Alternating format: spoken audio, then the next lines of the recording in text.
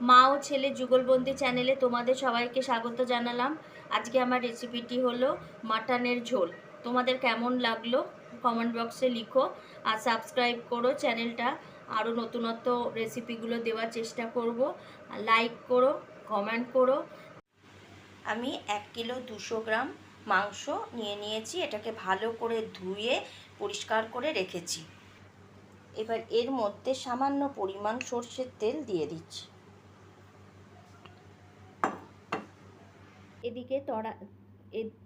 এদিকে কড়াইয়ে তেল গরম করতে দিয়েছি। তেলটা গরম হয়ে গেলে আমি এর মধ্যে পেঁয়াজটা একটু ভেজে নেব। পেঁয়াজটা আমি ভাজতে দিয়ে দিয়েছি।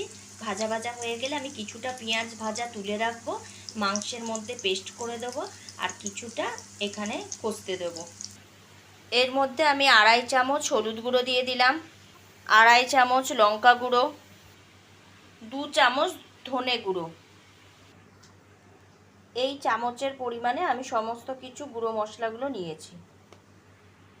পেঁয়াজটা আমার ভাজা ভাজা হয়ে গেছে। এবার ভাজা পেঁয়াজটা কিছুটা তুলে নেবো, কিছুটা রেখে দেবো।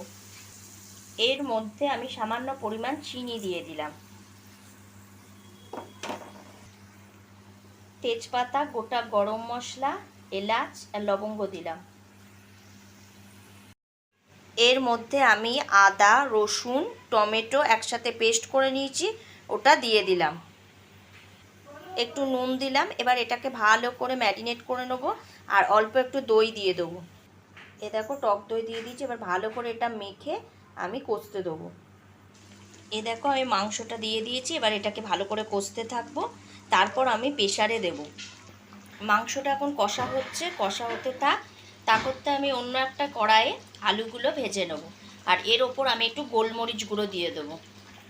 গোলমরিচ গুঁড়ো দিয়ে দিয়েছি। এটা ভালো করে একটু নাড়িয়ে নিই মাংসটা। এবার আমি একটু চাপা দিয়ে দেবো, এরকম হাই ফ্লেমে 10 মিনিট এটা কষা হোক।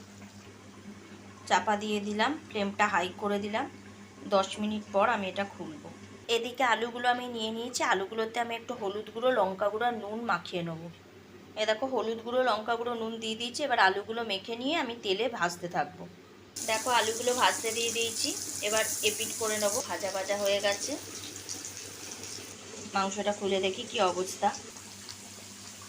দেখো মাংসটা গপ গপ গপ গপ করে ফুটছে।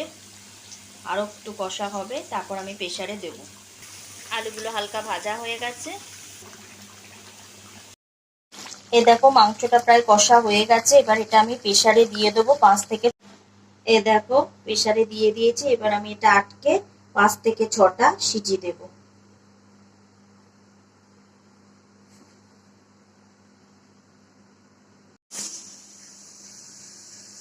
এই দেখো সিটি পড়ছে, একটা পড়ে গেছে, দুটো পড়ছে। এইভাবে 5-6টা পড়লেই আমি অফ করে দেবো। এই দেখো মাটন হয়ে গেছে। আলু দিয়ে মাটনের ঝোল, ওপর দিয়ে আমি একটু পেঁয়াজ ভাজাটা ছড়িয়ে দেবো, গন্ধটা খুব ভালো হয়। এ দেখো পেঁয়াজ ভাজা দিয়ে দিয়েছি। সুন্দর হয়েছে খেতে, তোমরাও খেও, ভালো লাগবে। কেমন হয়েছে বাবু মাংসটা?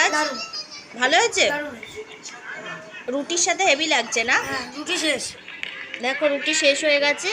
নলও খেতে খুব ভালোবাসে, আর নলগুলো থেকে মাংস ছাড়িয়ে ছাড়িয়ে খাচ্ছে। এবার চুষবে, আর ওই আওয়াজটা ওর খুব ভালো লাগে, তাই তো বাবু? টাটা করে দাও।